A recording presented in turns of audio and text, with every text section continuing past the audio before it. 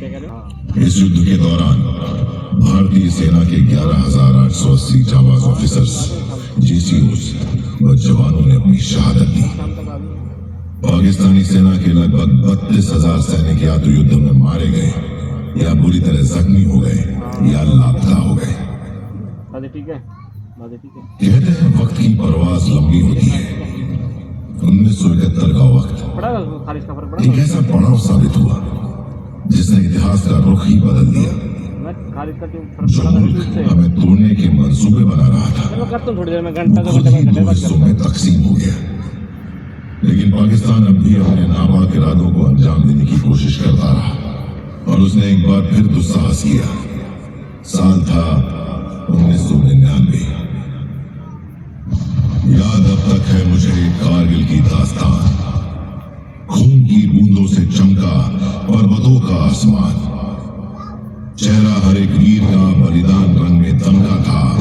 Prairie Himalaya का हर पत्थर यही बस कहता था, मुश्किल चुनौती है मगर कदमों को हम ना रुकने दें। शीश मातृभूमि का दुश्मन के आगे ना झुकने दें। वीरता से काम ले, तू बस विजय का नाम ले। दुश्मनों को दे मिटा, ऊंचा तिरंगा थाम ले।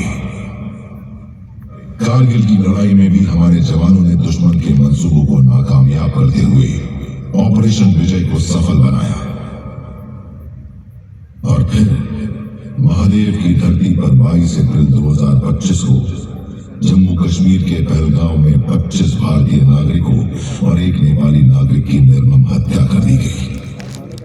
घटना के तुरंत बाद भारत सरकार ने कई डिप्लोमेटिक एक्शन लिए और साथ ही साथ मिलिट्री एक्शन के तहत पाकिस्तान के 9 टेररिस्ट टारगेट्स को निशाना बनाया। पाकिस्तान की तरफ से ड्रोन और मिसाइल हमलों की कोशिश भी हुई, लेकिन भारतीय एयर डिफेंस ने उसे विफल कर दिया। आतंकवाद के खिलाफ हमारा ऑपरेशन सिंदूर सफल रहा और दुनिया के लिए एक मिसाल बना। भारत की ओर नजर उठाने का एक ही अंजाम होगा, तबाही, विनाश और महाविनाश। जिन मुहिम मारा फिर मुहिम मारे, हमारी सेनाओं ने ऑपरेशन सिंदूर लॉन्च करके आतंकियों को करारा जवाब दिया है। आप इस वक्त जहां बैठे हैं, पाकिस्तान ने वहां भी अपने ड्रोन और मिसाइल से ऑपरेशन सिंदूर के दौरान काफी हमले किए, परंतु भारतीय सेना ने दुश्मन के नापाक मंसूबों को नाकामयाब कर अपनी अदम्य वीरता को साबित किया कि कोई शत्रु यहां सफल नहीं हो सकता।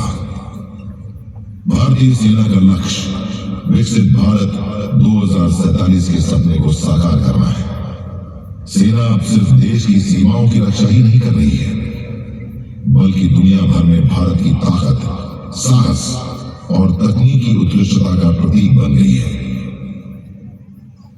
हमारी सीमाओं के पहरेदार, हमारी सरहदों के निगहबान, मुल्क की अमन और शांति के रखवाले, भारत माता की सुरक्षा कवच, जाबाज जवानों को सलाम।